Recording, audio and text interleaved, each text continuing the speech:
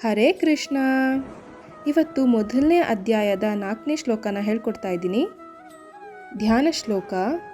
ಸರ್ವೋಪನಿಷದೋ ಗಾವಃ ದೋಗ್ಧಾ ಗೋಪಾಲನಂದನಃ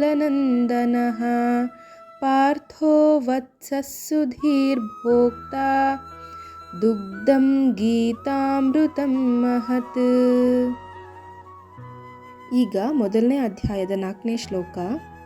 ಅತ್ರ ಶೂರಾ ಮಹೇಶ್ವಾಸಾಃ ಭೀಮಾರ್ಜುನ ಸಮಾಯುಧಿ ಯುಯುಧಾನೋ ವಿರಾಟಶ್ಚ ದ್ರುಪದಶ್ಚ ಮಹಾರಥಃ.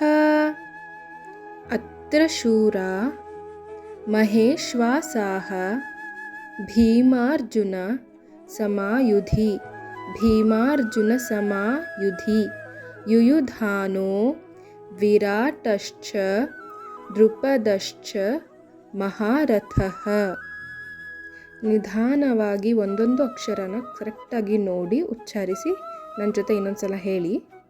ಅತ್ರ ಶೂರಾ ಮಹೇಶ್ವಾಸಾಃ ಭೀಮಾರ್ಜುನ ಸಮಾಯುಧಿ ಯುಯುಧಾನೋ ವಿರಾಟಶ್ಚ ದ್ರುಪದಶ್ಚ ಮಹಾರಥಃ. ಹೀಗೆ 5 ಸಲ ಪ್ರಾಕ್ಟೀಸ್ ಮಾಡಿದ್ರೆ 4ನೇ ಶ್ಲೋಕ ಕೂಡ ಸುಲಭವಾಗಿ ಹೇಳಲಿಕ್ಕೆ ಬರುತ್ತೆ. ಹರಿ ಓಂ.